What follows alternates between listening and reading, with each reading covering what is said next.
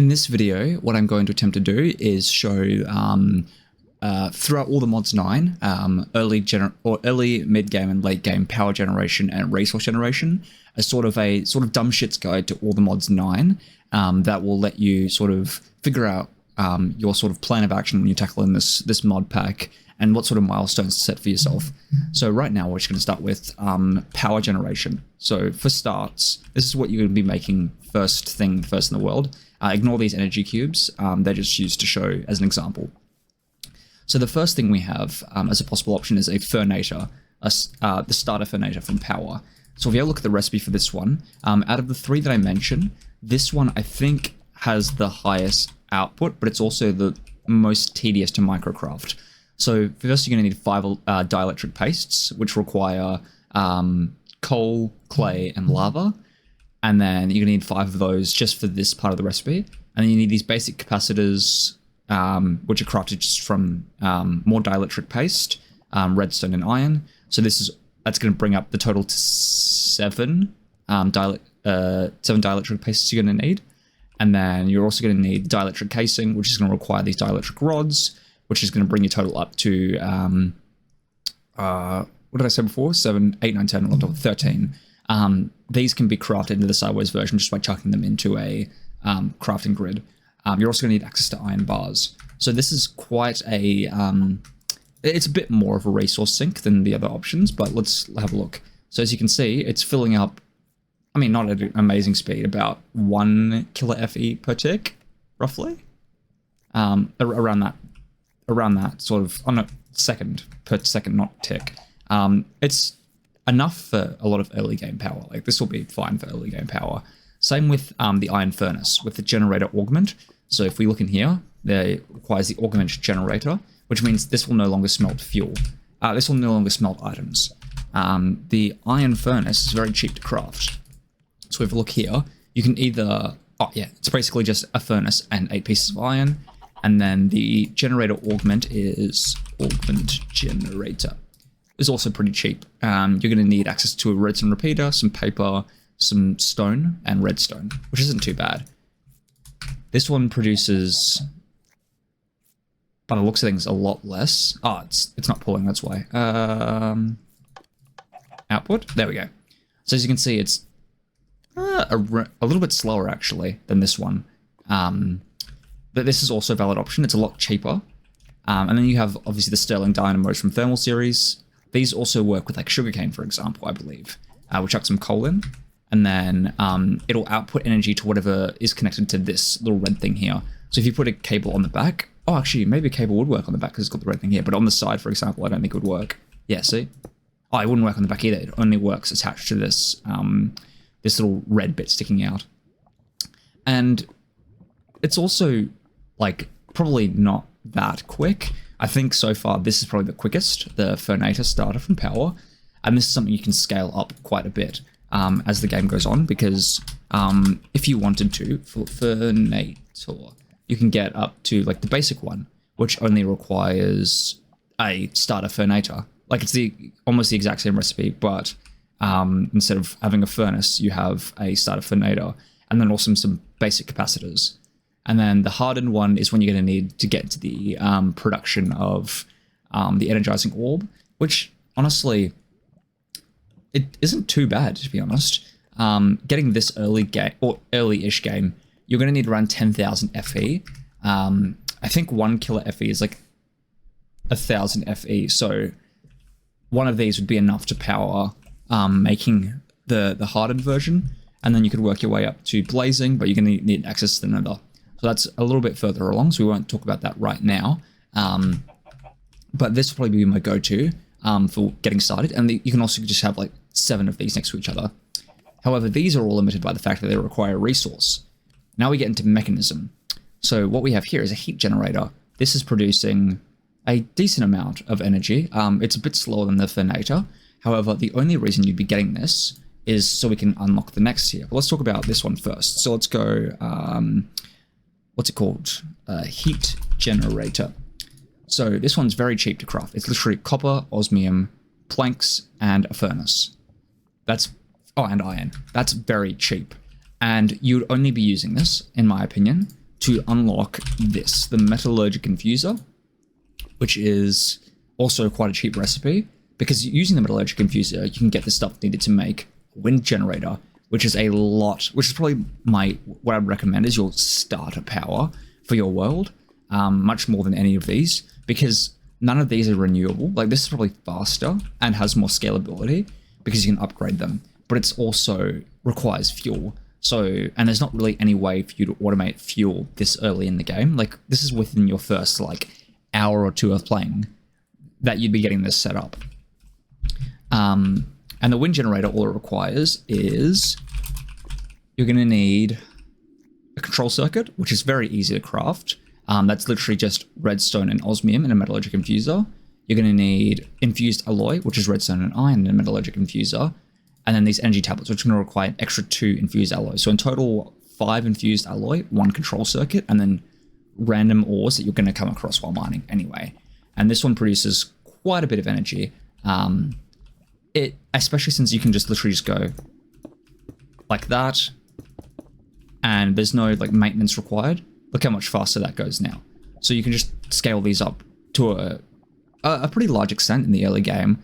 Like, a lot of my early game power in my current playthrough of all the mods 9 that I'm doing is using, or at the start was using these wind generators, because they're the best renewable source of energy in the very, very early game. Now we'll talk about resource generation. Now, in terms of resource generation in the very early game, this is the best setup that you can get. I'd recommend using, like, getting upgraded chests, like, for example, iron chests.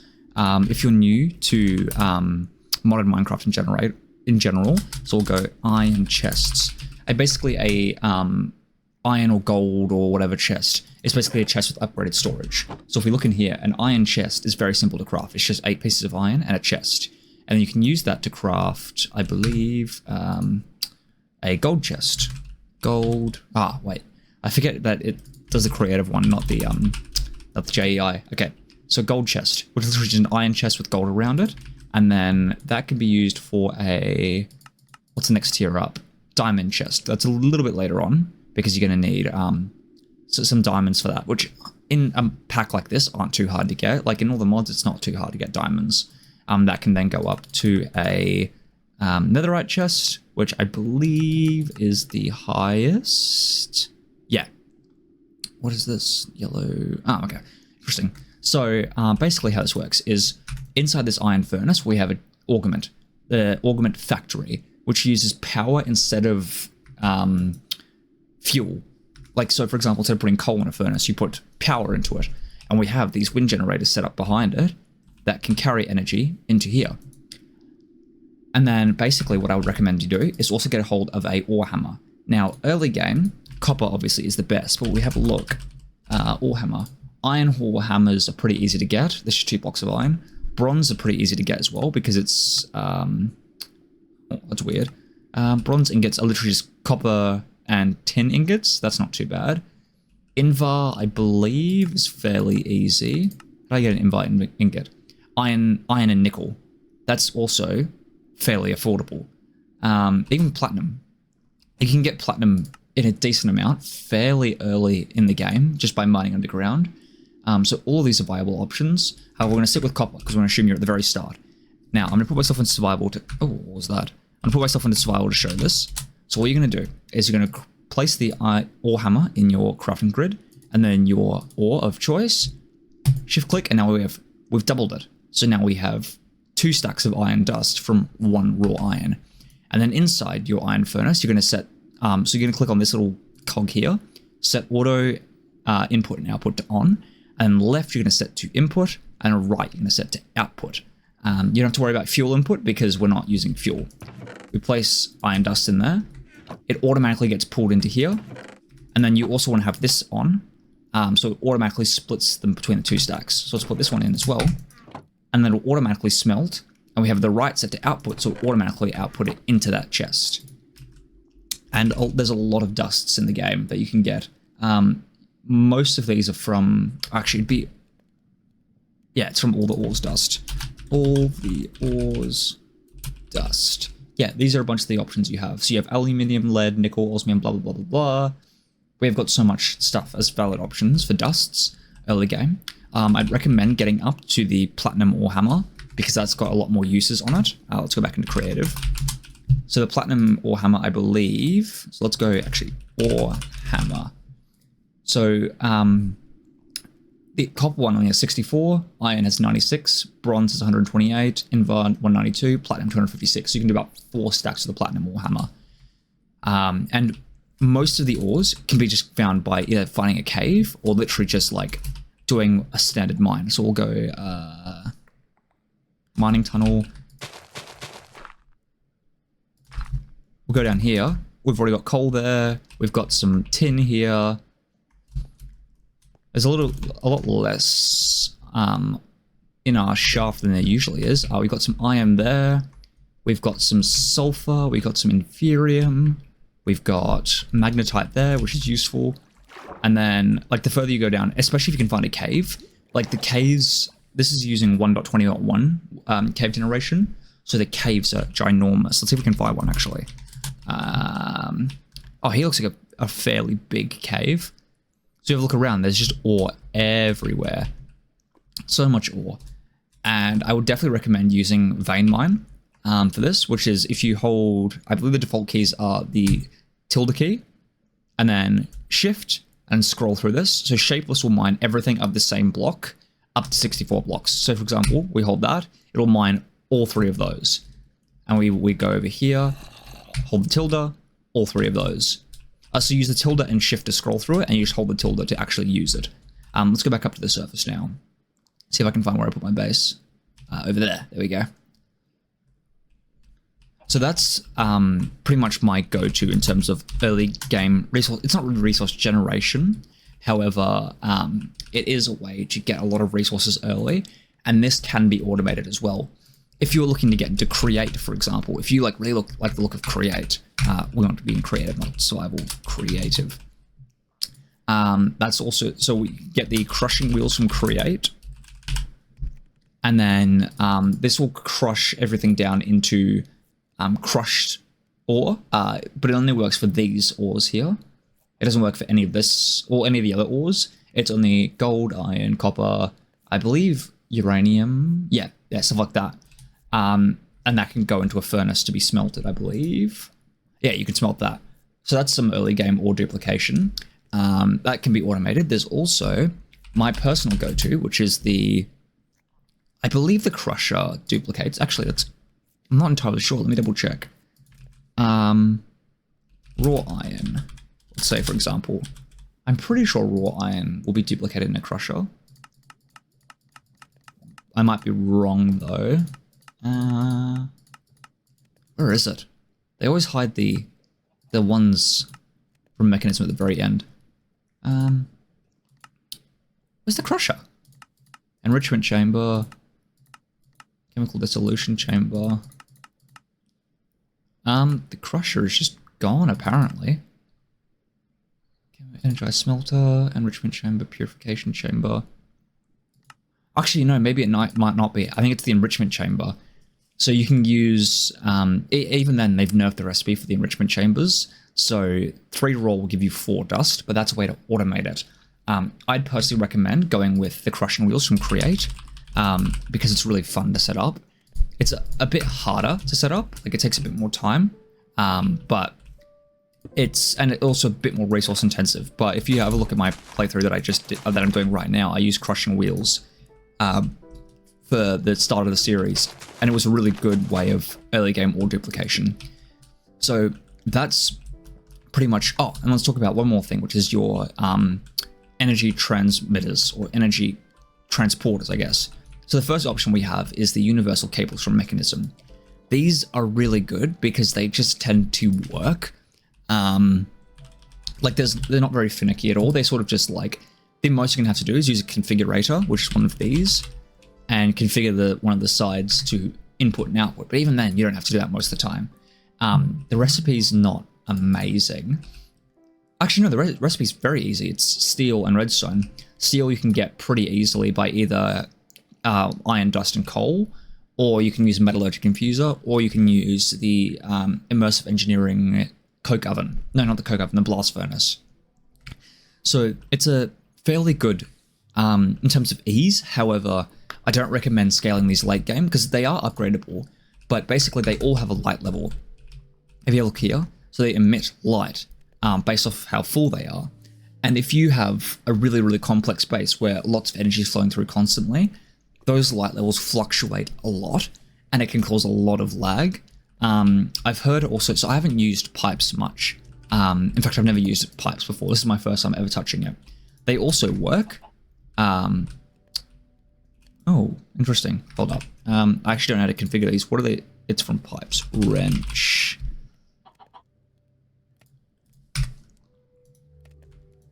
Oh, there we go. So you hold shift right click to set to pull, and then it'll automatically push. So you don't have to worry about setting a push side.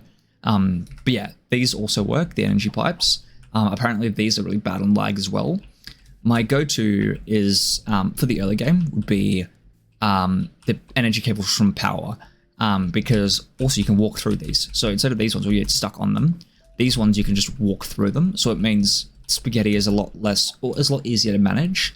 And it also, you don't have to configure them. It sort of just pulls and pushes. So those are your sort of options for early game. These are all stuff that's very achievable in the early game. Like, for example, the energy pipes. Oh, wait, I don't know why I did it in there. Energy pipe. They're very cheap. Redstone and iron. They can also be upgraded, I think. Yeah, they can be upgraded so they carry more of a given thing, like fluid, energy, blah, blah, blah. And then the power is also a really good option because it's very easy to upgrade. So we go at power cable. So the basic ones just require the capacitors like last time. You can also use your old cables to craft the new ones. And it's pretty easy to get to the energized steel tier fairly early on.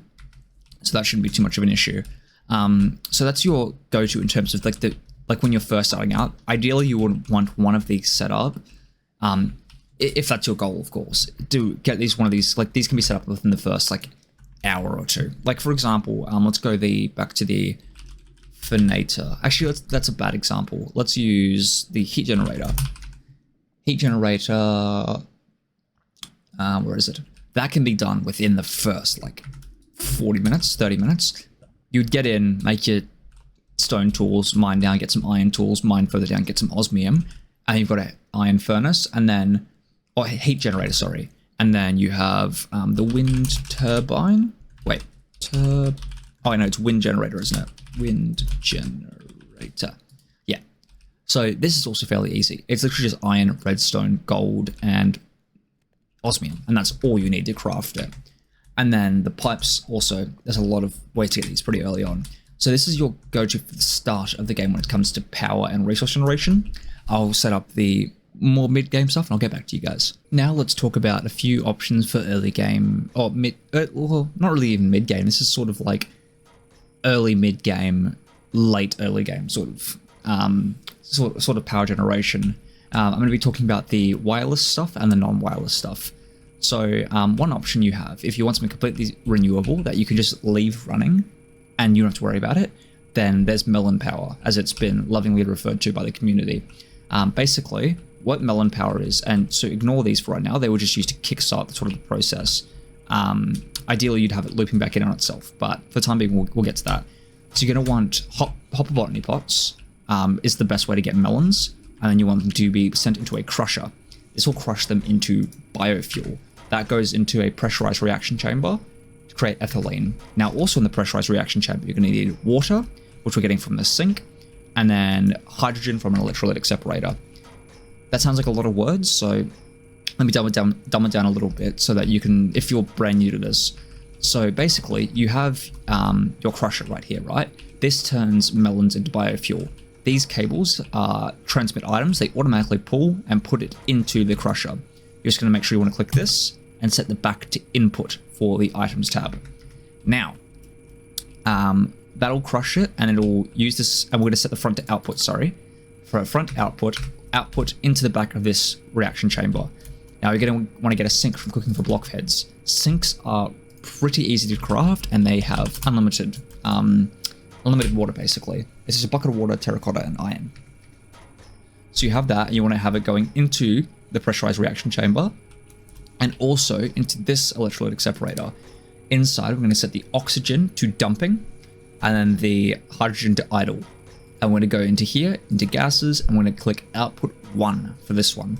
That'll automatically output the hydrogen into here. It will automatically get the water in, and then it will convert the biofuel water and hydrogen into ethylene. And then you're also going to want to set up somewhere to store your substrate, because it's going to create substrate with every recipe. I like to stick a drawer on top. So that way, if you need the substrate for later, it's right here. And it'll automatically go into there. I'm going to set the front gas output and into a gas burning generator, which will burn the ethylene to create energy. So if we go, for example, we're going to actually delete these. We get rid of all of this. So these are the hardened cables, by the way. And we're going to set this one so it sort of loops back in on itself. So we're going to go back will be, oh wait, which one is it? So side, I think it'd be left input, right output, I want to say. I want to say that's right. Yeah, it looks about right. So now it's self-powering itself. And then you can also, and then, sorry, I stumbled over my words. It's good to have one of these in every system. This is basically, it doesn't have to be an ultimate energy cube. It can be anything that stores energy. But something really, really, really important with any amount of power generation is you have a buffer. A buffer basically means that, so you have your energy cube, right? You have your power source going in, and then you have your, for example, your energy cube here, and then you have all of your stuff being powered by this. But suddenly, oh no, something breaks. Your entire system isn't going to shut down because of this. Like, all your factories aren't going to shut down because of this, because you have a backlog of power in here already. So for example, if this thing was full, you'd have 102.4 mega FE of power that can keep the base running while you fix whatever's causing the issue, which would be in this case with this broken cable. That's besides the point of what exactly would be causing it. But always have a buffer. Now let's talk about another option for early game power generation. So the good thing about this one is this is completely self-sufficient. It's not very, it produces enough energy for a lot of the early game, up until you get your first like proper extreme reactor or mechanism reactor. This is pretty good because, and you can also make multiple of these. There is definitely ways to design it so that it's stackable, so you can just have like multiple top of each other. I just wanted to do it like this so you can sort of see what's going on for your own base, assuming that you're new to this. Now let's talk about another option. So we have the reactors from power. Now basically how a power reactor works, we go reactor. So this is the starter reactor. Let's say you got up to the point where you're automating the hardened stuff. You literally would have to have, you'd have to have 36 of these. So we'd have 64, for example. We'll go into survival to demonstrate it properly. So you know, I think it's 36. It'd be 9, 18. Yeah, you need 36. And you just place one, and it'll automatically build the rest with the blocks in your inventory. Actually, no, when you place it, it'll place all of them at once, but you can watch it being built. So as you can see, we have only 28 now.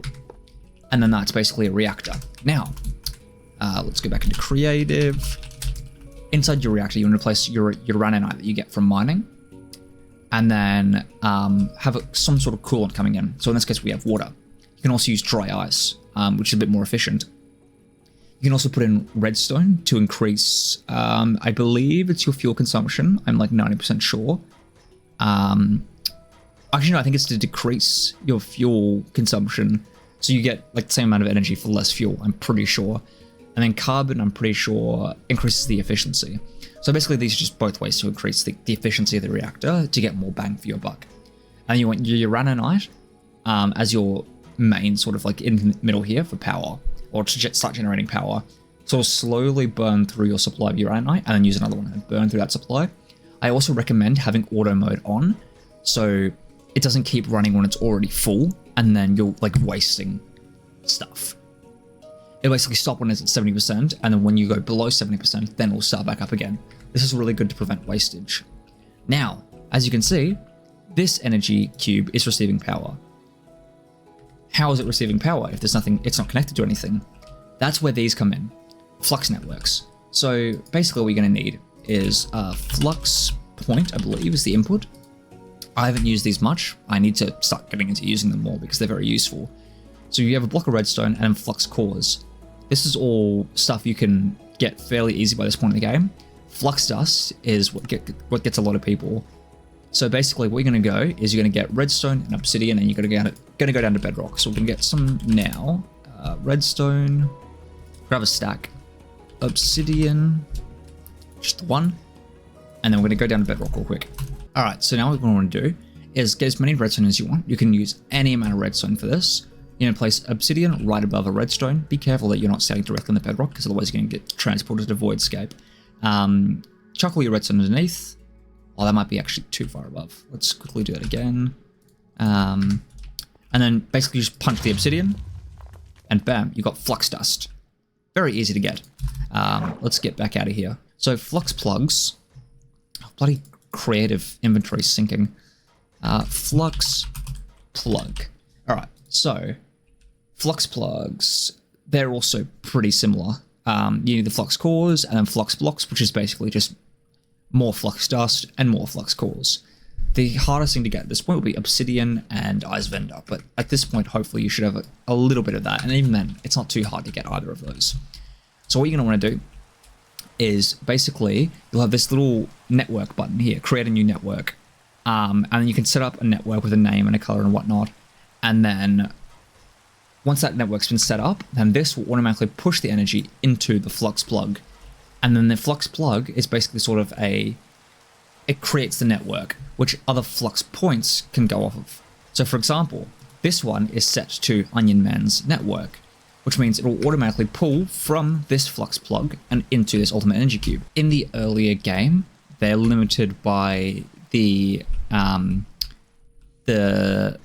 output rate sort of thing, where it's like it'll fill up one and then do the other, which from everything I've told, this should be working. This is why I don't really play with flux plugs too much, because I find that they're a bit finicky to get working. Because this setup should be working. Also for demonstration, this one's filling up. This one isn't. So what I would recommend for a lot of new players, because obviously this is obviously not working for me. I can't seem to figure out what the issue with it is, because they're all set to the same network.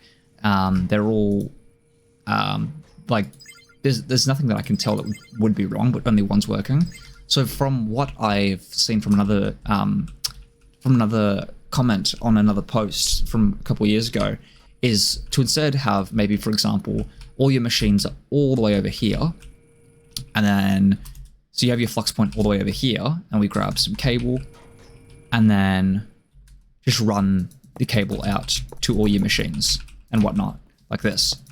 So that way it's all off of one flux point, so that way you don't get hit with this issue, because I've never had this issue before. But flux points can be sometimes finicky, and they're hard to get working properly, if you know what I mean. Because these should be working, and I'm not entirely sure why they're not, because they're all in the same network. But yeah, sorry about that sort of distracting. This is something like flux networks, especially something I'm quite new to, and that I don't exactly know like all the finicky details of how they work yet. So these are two options for sort of late mid-game, or late early game, early mid-game power generation. There's obviously other options out there. I'm limited to my knowledge. Like, I don't know everything. These are just some fairly easy to set up early game, or yeah, you know what I mean, early game sort of power generation. There are a lot of other people with a lot more experience with these packs than I have.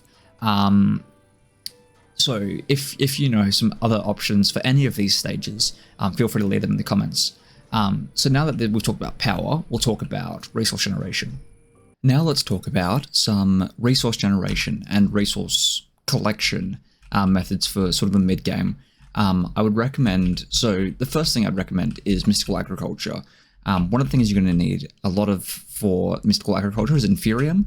So here's an example of a decently early game setup you can get going. It's a harvester pylon underneath here. You put a hoe inside of it, and then you place water in it, and then you have farmland around it and your seeds on top. I would recommend getting a hold of red fertilizer. Where is it? Fertilizer. This speeds up crop growth, and it's pretty simple to craft. Anything that counts as red dye, I think works. Seeds, golden nuggets, and bone meal, all stuff that's easy to automate. So I recommend getting something like that set up. This can obviously be scaled a lot more. If you want more details on mystical agriculture specifically, I have another video on that. Go check that one out. So here's some examples of some systems you can get set up. So for example, one thing you could do is have your pipes and some botany pots, because botany pots, they speed up the growth of plants, I believe, and they can automatically export the products out the bottom. And then, so you have a few options. So you can either go straight into a crafter, or like maybe a splitter, it'll split off certain items and the rest go into a crafter. And then you go into the crafter. So this is a crafter tier 1 from RF Tools. You double click to edit the recipe, select iron, for example. And in this case, the recipe is all on the outside. So that's 6. And then this will set where the recipe goes. So external will place the recipe, or the iron that's been created, into here. Internal will place it into here. And then external C. Basically what this does is any remaining items, like for example, buckets, will be placed back in here, but anything that's created will go into here. This is very good for Insanium. So if you're looking to automate Insanium, have for all your recipes, for example, this one, right? Set so the recipe in here, for example, 4 Supremium and 1 Master Infusion Crystal, and then set it to XC so that it'll dump the Master Infusion Crystal back into here instead of putting it into here. So that's very useful. So we click here, apply, and we'll click in here, and it's created that iron. Alternatively, if you just want to store it for right now, and maybe like, oh, I'll come over here, grab some, craft up into iron, a storage drawer will work just as well. Here's another option. So productive bees is also an option. Bees are a lot harder to get into. This is an example of a bit more later in the game. So these are using productivity omega upgrades. They're quite expensive to make. Productivity omega. Yeah, you require 4 Hearts of the Sea, 4 productivity gammas, which will require echo shards, which will require nether stars, yada yada. This is an example of super late game upgrades for it, but the system itself can be set up very early game, because with just I recommend getting the simulator upgrade. This upgrade acts as a simulator upgrade, but basically this one will just make it so that they're not flying around your area and getting lost and going between the wrong things. I would recommend getting this as soon as possible. It's fairly simple to craft. It's just honey, blaze rods, ender pearls, and that's about it. So normally these hives will only produce, with like a regular simulator upgrade, will just produce the combs. As you go up each tier of productivity, it will increase the amount that's produced per production. And then you can also get a block upgrade. So this acts as a block upgrade as well. So we go block upgrade, I believe it's called. No, it's, oh no, block upgrade. I believe it's upgrade block. So instead of a cone coming out, it'll be a block.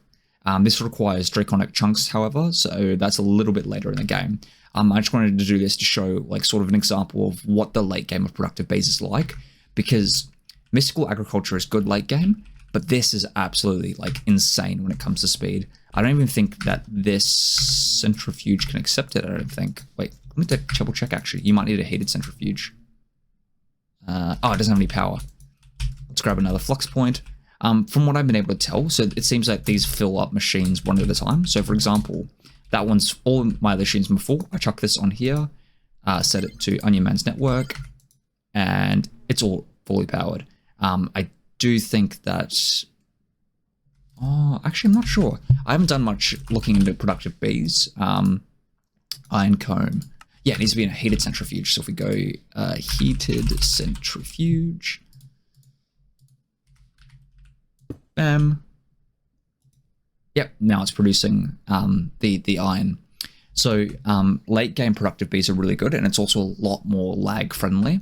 So what the setup I have right here is I have a drawer on the back to feed in glass bottles, and then I have this sorter pulling out honey bottles and honeycomb, and placing it in these two drawers here, and then the products being pulled out and placed into the centrifuge. So that's how productive bees works.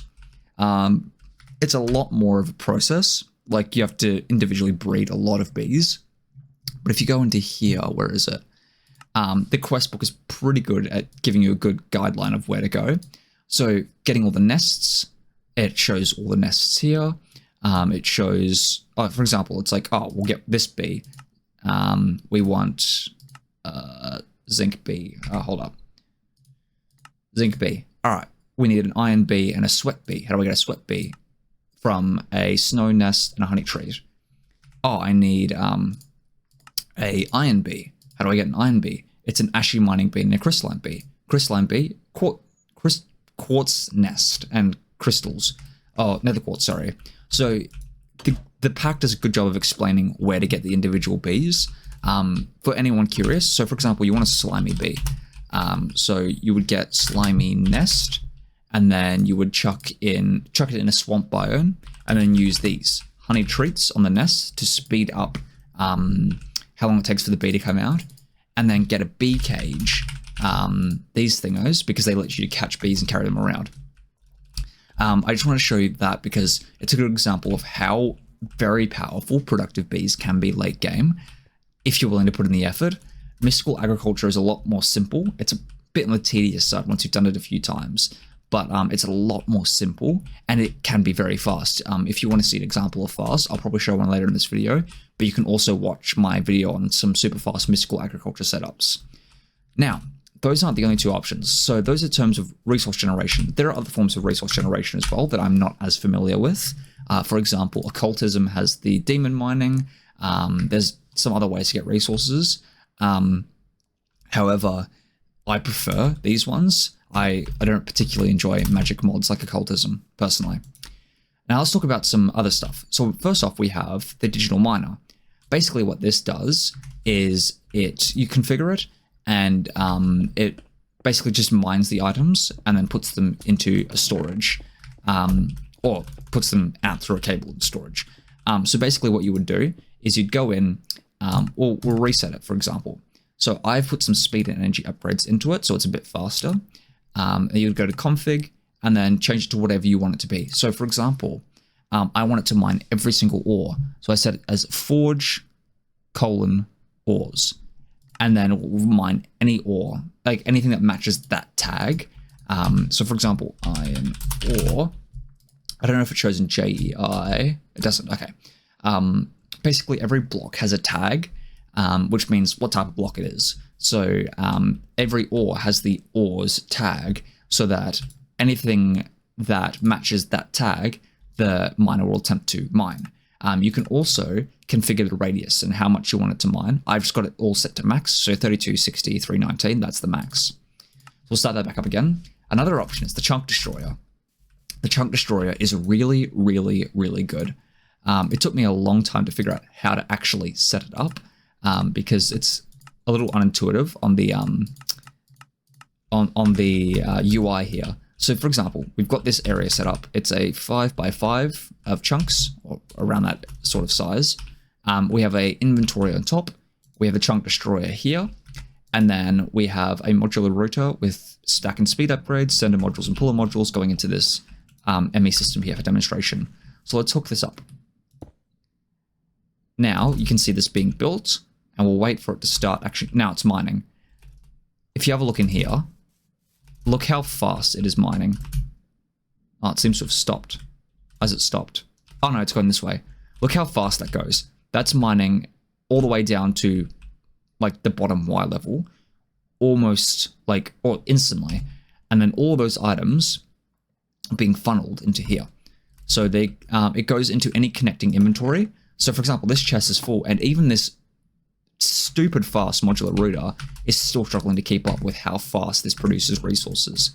So if you look in here, this is all stuff that's just building up from the last 10 seconds it's been running. And then you can sort of have that go into your processing lines, or you can have it go into like a netherite smelter, for example. But this thing is insanely quick. However, the recipe is quite expensive. So it might be a later mid-game sort of thing. Chunk Destroyer. So to get it, you're going to need all these items in a Workbench Plus. This is pretty easy. You just need all the Modium. The rest of it's pretty easy. Dragon Head's pretty easy. Nether Stars aren't too big of a deal. Eyes of Ender kind of are a pain in the ass. Emeralds and Diamonds aren't too big. These markers, Marker Plus, they're pretty simple to make. The Pump Plus, that's also pretty simple. The Quarry Plus, that's also pretty simple. It's less complexity and more you just have to have a fair bit of items. But it's so worth it because this thing is so goddamn quick. Like, look how fast it's tearing out this land. Like, it's tearing up all of this. And this is going all the way. This is in the mining dimension as well. So if we go down, it's mining all of this. And it also leaves all the Modium behind, which is very, very, very useful. And I intend to take advantage of this in my current playthrough to make it a bit easier to get some more Modium and also Vibranium. But if you look here, like all these ores, oh, it's malachite. I didn't even know it looked like that. All these ores are being mined, and then all these stone and dirt is also being mined. So if you would like to, if you're getting towards the later in the pack and you need more dirt for the dimensional seed, then this is a good way to get a lot of dirt really quickly. I don't think it's even coming out because it's too fast. Yeah. Actually, no. Sorry, with dirt, it's weird because I've noticed that the Chunk Destroyer, like in every playthrough I've had, has a weird habit of destroying dirt. Like the dirt never comes out of it. The endstone and stuff like that in the Netherrack do, but the dirt never does. But if you have a look in here, there's currently 196,000 endstone stuck in here. So that's how fast this thing is, where this has hundreds of thousands of items built up inside of it. And even with this going at the speed it is, it's still not fast enough. Let's see if we can try and like, hold up. I want to see if it works with multiple. This is just a me testing thing. Oh wait, hold up. I just want a fucking stack of these. Chuck that back in. Chuck you in. And then we'll grab some puller and sender modules so I can sort of demonstrate how it works. Puller module, so we need 2 of them. And we need sender modules, 2 of them. And for example, so we want to pull from this chest, blink, and we want to send to this ME interface, blink, and we chuck you and you, and that's going as well. Sender, puller. Oh no, we want to pull from the chest, and then we chuck those in, and now we've got 3 times the amount of items coming out. And as you can see, we're getting a lot of items very quickly. So the Chunk Destroyer, if you're willing to put in the time and effort to get it, is so worth it because it is so powerful. Yeah, I would definitely recommend getting a hold of one of these. So in terms of, let's go back home. So that's sort of like that. Like for example, the Productive Bees one and the one I just showed you is more example of like sort of later mid game. These are more examples of like earlier mid game. So like ethylene and reactor. There's also the option of the mechanism reactors as a sort of late mid game, early late game option. And I'll go into a bit more detail on that here in a second. One other form of mid game resource generation that I forgot to mention that is actually very, very helpful is hostile neural networks. So basically what we have set up here is you're only going to really need these 2. This is just set up to make it a little bit more efficient and to sort of demonstrate what I'm doing. So for example, simulation chambers, you place a data model or data model for a certain mob, and it basically runs a simulation of killing that mob. If the simulation is successful, you get a prediction, which you can use to turn into whatever item you want. So for example, the slime prediction can be made into slime balls, slime blocks, or slime pearls, which that seems, oh no, that would be 8. Yeah, that'd be, yeah, okay. So how do you get a prediction? So basically, we're going to take a slime, right? Oh, we need to set difficulty easy. Spawn a slime, then we're going to right-click with a model framework, and then you can use this deep learner, so you can sort of see what models currently you have running and what you need to kill and how many kills you have to get to be able to upgrade it to a point where you can use it. So I'm going to kill this one, for example, and kill all these little gentlemen. So we've killed 4, and we need to kill 1 more. Or 2 more, I guess. So kill that. Kill, kill, kill. Perfect. And basically how one of these models works is when you first get it, when you first get it or make it, you can't use it. It's considered faulty. You need to teach it how to kill a slime, basically. And then with every single subsequent attempt it goes through, it sort of increases its tier. So we'll place it inside. So it's currently basic, which means it has a 7.83% chance of giving you an item. You also need prediction matrices. I forgot about that. Prediction matrices. These are pretty easy to automate. Go in here, and basically it uses one prediction matrix to run one attempt at killing this model. And then, so most likely this one will fail. So it's engaging, and it's failed. So it will finish off that, it will use another prediction matrix, and it will try again. But you can see our chances have gone up this time. You also get generalized overworld or nether or end predictions. Basically, these can be used to craft other items. So if we go into here, overworld predictions. So these predictions can be used to make slime, not slime, rotten flesh, iron, arrows, nether predictions even, prismarine, gunpowder, bones, cobwebs, potatoes, spiders, spider eyes, carrots, and grass. Let's have a look at the nether ones now. So you can make all these things from blazed rods to gold to nether wart to ghast tears.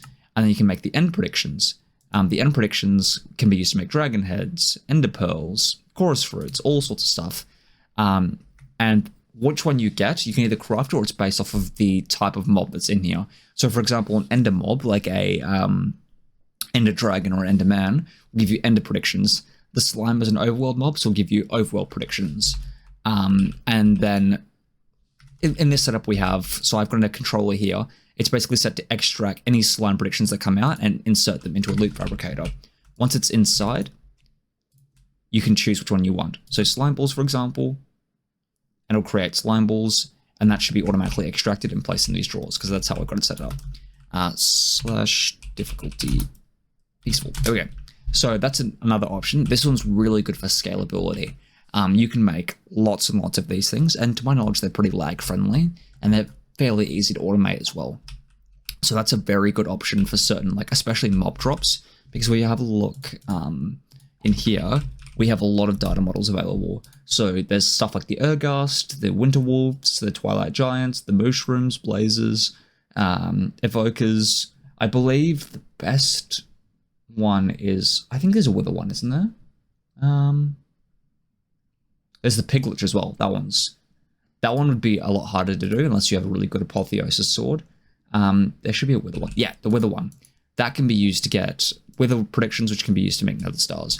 So that's very good. You can have like 30 of these running to get the stars needed for the dimensional seed, because you need, oh no, not for the dimensional seed, it's for the star itself, ATM star. Because you need what? 1, 2, 3, 4, an insane amount of 5 or 3x nether star blocks, which is very, very, very expensive. So that's a very perfectly valid option. So let me get started on some late game stuff and I'll get back to you. Now let's discuss a few more late game power generation options. Oh, there's thunder outside for the first time in 5 months. That's actually quite nice, actually. It's been a really hot summer here, so it's good to hear some thunder. We'll ignore that for right now. God fucking damn it, that's loud. Jesus fucking Christ. Well, the sky has a bit of a tantrum out there. Let's talk about some power generation. So one of the first options is the nitro reactors from Power. It's exactly the same setup as the one before, except these are much more late game. So to get to this point, you're going to have nether stars automated, because if you have a look here, nitro reactor. This requires all the previous year's reactor. It requires uraninite, but also these nitro capacitors, which require nitro crystals, which are redstone, blazing crystal, nether stars, and 20 million FE power. And then blazing crystal requires these these thingos, which are blaze rod or 4 blaze powders, each of these requiring 90 to 120,000 FE per tick. However, it produces 121,000 roughly FE per tick by default. If I were to actually just add redstone and coal now, redstone and coal, we'll chuck those in there. I clicked 1 again. It's my bad. All right, there we go. Chuck those in. That should bring us up to, yeah, around 180,000 FE per tick, which is pretty insane in terms of speed.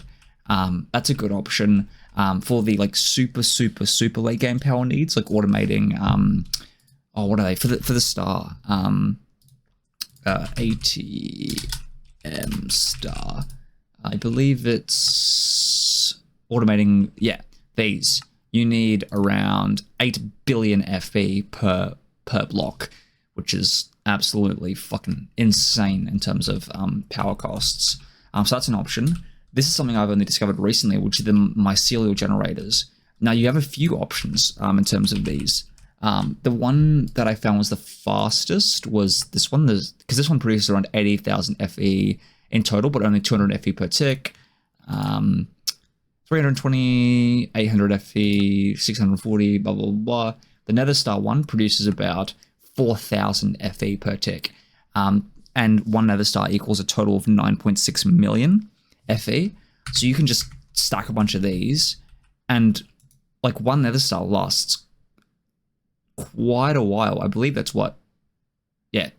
Oh, that's a very long time. I think it's around like 4 minutes.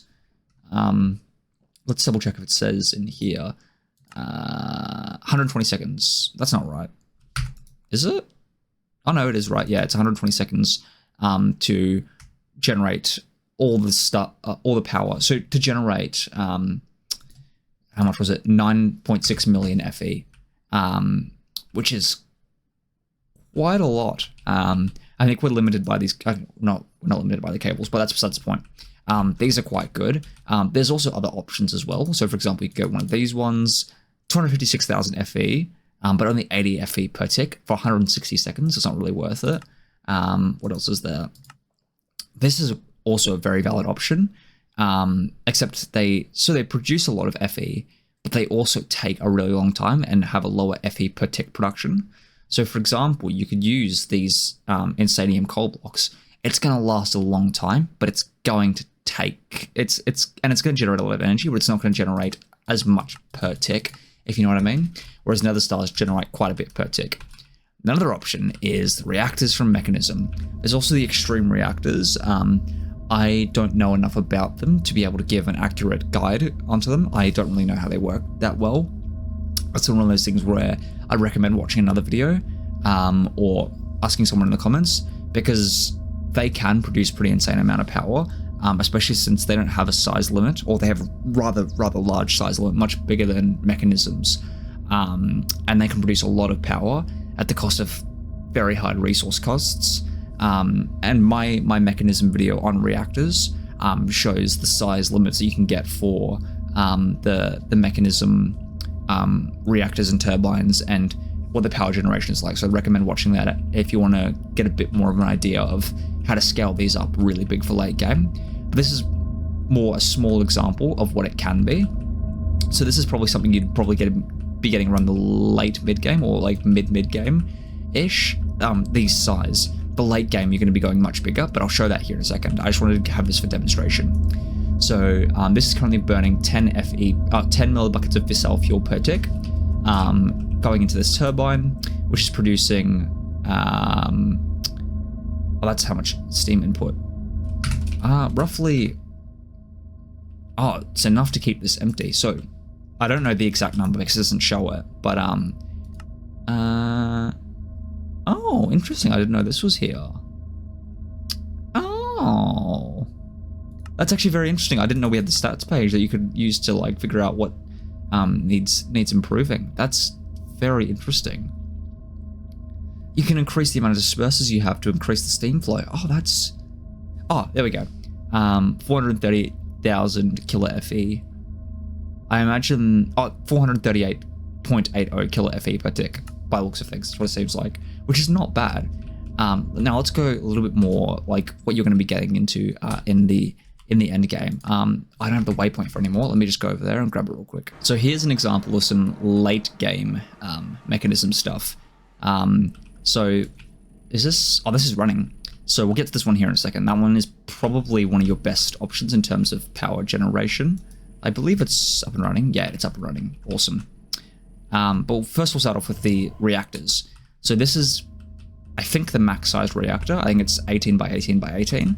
I can't run this at max capacity because I simply do not have enough. My turbine's not optimized enough. I didn't even know about the option. Oh, that's... How is this not blown up yet?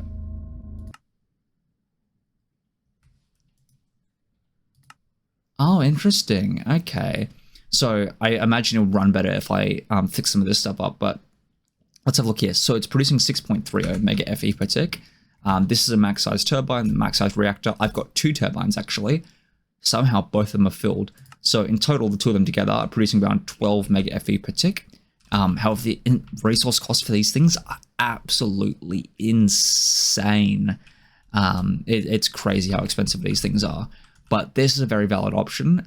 Again, go to my mechanism video to get sort of a better idea of how to build these, because I don't want to go into too much detail here. This is more of a general like goalpost sort of video. And then we have the fusion reactor. So the fusion reactor takes a while to get set up, but produces, I believe, if you get it set up right. Let's have a look here. Fuel starts. Oh, interesting. I would have thought it'd been more. Oh.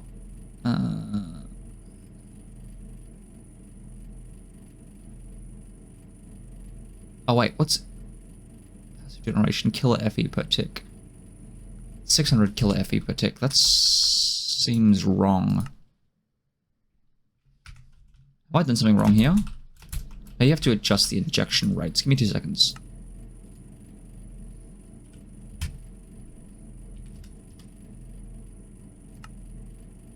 Oh, okay. So it seems to be based off of the amount you're injecting. So I believe we've got a lot buffered. Yeah, we got a lot buffered. All right, let's just like see how high this can go. To give a good example, so let's go like.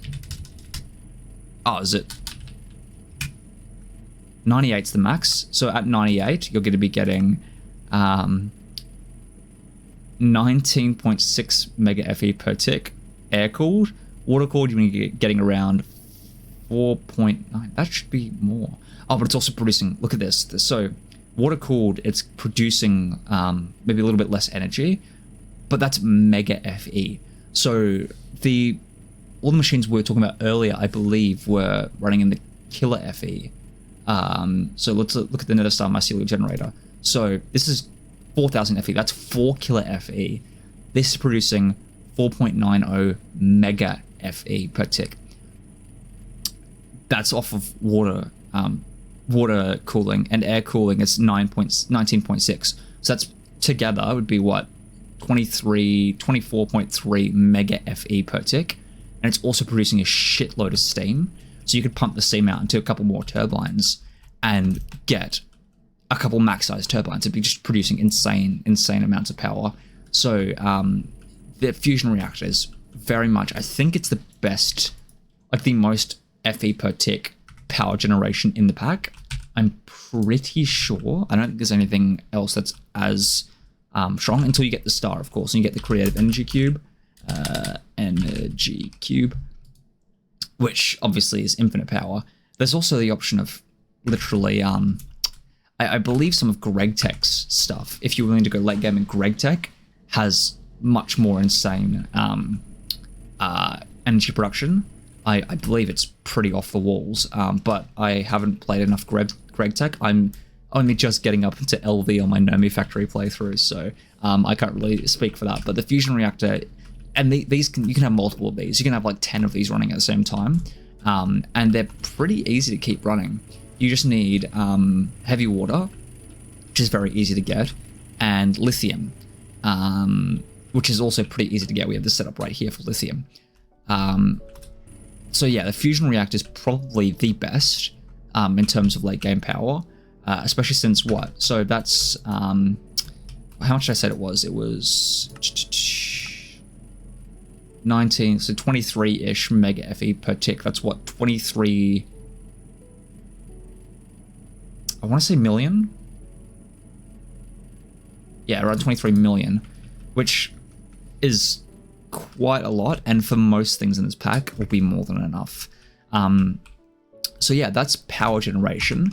Let's talk about some endgame resource generation. Now, we went over productive bees earlier.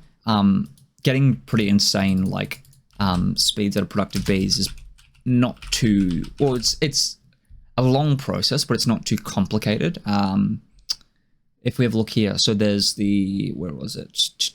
Upgrade block. Yeah, getting the block upgrade and the speed upgrade and the productivity and mega upgrade, and you're pretty much swimming in resources. So obviously those things are expensive to make, but there's not really a lot of complexity on how to get them set up, and there's not really any room for you to add new ways to make it faster. However, we do have that for mystical agriculture.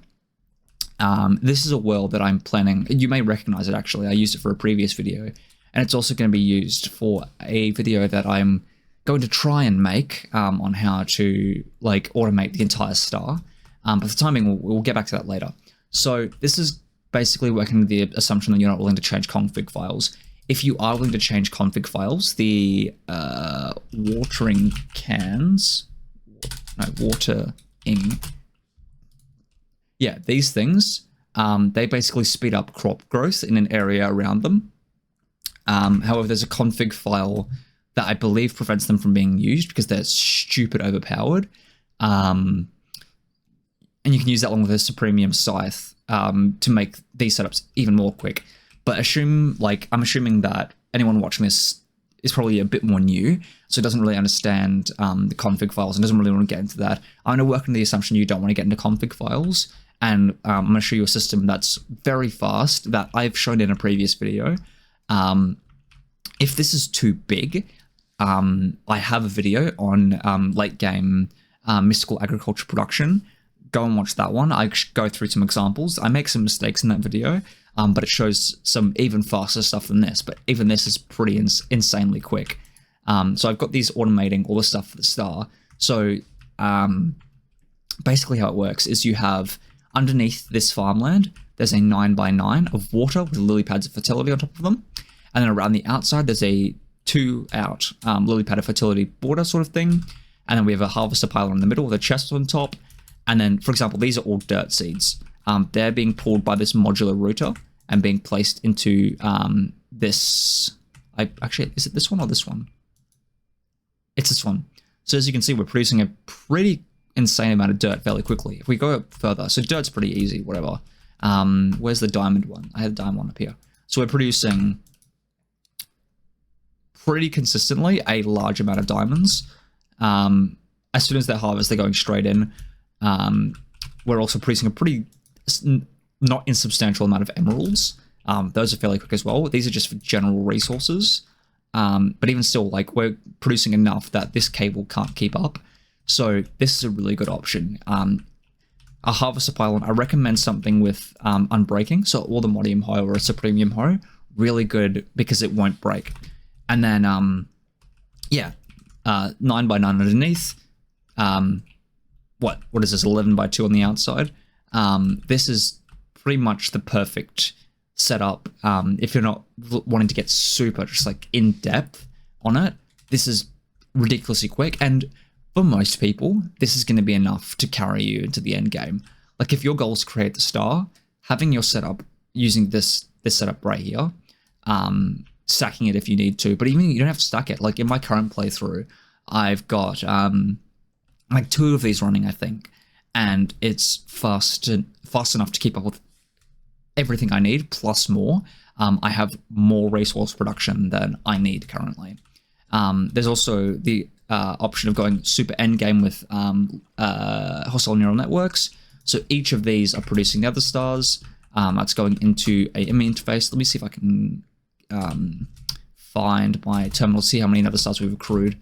I've played a lot of time on this world, so I'm not really sure how much. Around 3,000, which is not a not insignificant amount of nether stars for what is essentially what 12 blocks, I think. 1, 2, 3, 4, 5, 6, 7, 8, 9, 10, 12. Yeah. So that's also really good for late game because they can be scaled up quite a bit. And there are more options than just what I've shown today. I don't claim to know everything about these packs or this pack in general. I've been going off of what I've found to be the fastest and from doing research and stuff like that. However, there are many other options, and that's the great thing about modded Minecraft, especially packs like this that focus a little more on the tech, is that it's very much a community thing where you're not really expected to be able to figure everything out by yourself.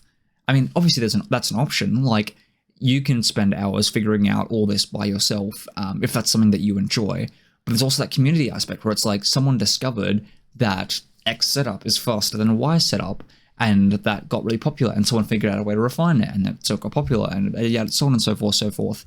So the really good thing about packs like this is you can choose to make your own like setups.